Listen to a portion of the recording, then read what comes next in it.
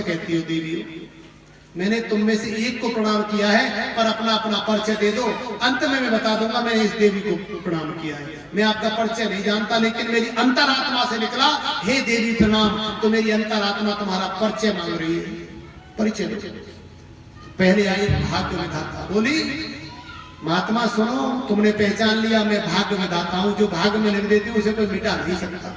महात्मा बोले देवी झूठ बोल रही है, सत्यवाद के भाग्य में तुमने 12 वर्ष या 16 वर्ष जितनी लिखी थी अल्पायु लिखी थी, लेकिन सती सावित्री के तप के द्वारा यमराज से वापस उसका जीवन छीन लाई और 1000 वर्ष तक सत्यवान ने राज्य किया सावित्री के साथ, तुम्हारा लेखा मिटा दिया। मार्कंडे ऋषि की आयु तुमने अल्पायु लिखी भाग्य में, और मार्कंडे ऋषि ने मृत्युंजय मंत्र का जाप करके शिव जी की आराधना करके यमदूतों को शिव जी ने भगा दिया। जैसे यमदूत आए मार्कंडे जी के पास, वो बालक शिवलिंग से लिपट गया, और शिवलिंग से लिपट गया। जैसे ही उन्होंने पास फेंका यमदूतों ने, उसके प्राण हरण करने के लिए शंकर भगवान त्रिशूल लेकर प्रकट हो गए। अरे दुष्ट, मेरे भक्त को पास से मारना चाहते हो, जाओ भाग जाओ, अब ये चिरंजीवी हो जाएगा। उसी दिन से मार्कंडे जी आज भी जीवित है, चिरंजीवी है, अमर है। भाग के लिखे को मिटा दिया। देवी तुम तो झूठ बोलती हो, तुम्हारा कथन सत्य नहीं है। भाग का लिखा कर्म से मिटाया जा सकता है। अब हमने उस बात को, गोस्वामी जी बात को सत्य कर दिया है। कर्म प्रधान विश्व कर रखा, तप का कर्म किया, उससे भाग्य के लिखे को मिटाया जा, आज नहीं मिटाया जा सकता है। कोई कहता है भैया मृत्यु जब आएगी तो आएगी, नहीं। अगर तपस्वी कोई साधक है तो आपकी मृत्यु के और काल के और आपके मध्य में खड़ा हो जाएगा, और काल का मार्ग बदल देगा, काल दूसरी जगह चला जाएगा, आपका जीवन बच जाएगा। यही तो होता है। जुड़ो किसी साधक से जो तुम्हारे प्राणों की रक्षा कर सके, तुम्हारे परिवार के प्राणों की रक्षा। अरे 50 वर्ष के बाद तो वानप्रस्थ आरंभ हो जाता है, कोई बात नहीं, गए तो गए, लेकिन 50 साल से पहले तो घोर दुख होता है कि भैया अभी तो बच्चे भी योग्य नहीं हुए इतने, 50 साल तक तो योग्य हो पाते हैं, परिवार बन पाता है।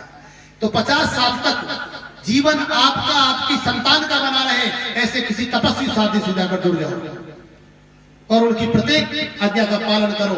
वो तुम्हारे 24 घंटे आसपास रहेंगे सूक्ष्म रूप में, और तुम्हें काल से बचाए रहेंगे। काल से तो नहीं बचते, लेकिन अकाल से बचा सकते हैं।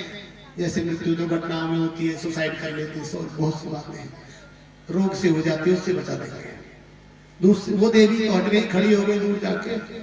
दूसरी देवी आई, मेरा नाम है बुद्धि देवी, और मैं जहां वास करती हूँ, मैंने धूर्त काली को कालिदास, महाकवि कालिदास बना दिया।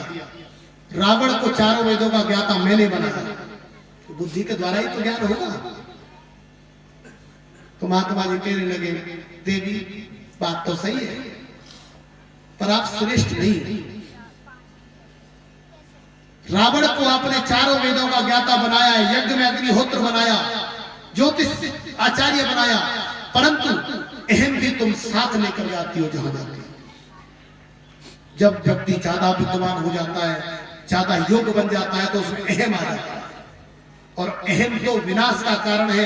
रावण उसी अहम के द्वारा पूरे कुल का विनाश कर गया। आप भी सही नहीं हो, श्रेष्ठ नहीं हो, वहां खड़ी हो जाओ।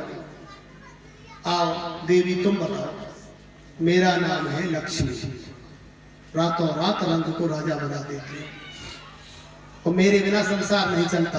तो महात्मा ने कहा सही कहती है देवी, आपके बिना संसार नहीं चलता, यज्ञ नहीं होता, दान नहीं कर सकता कोई, परंतु आप श्रेष्ठ नहीं है।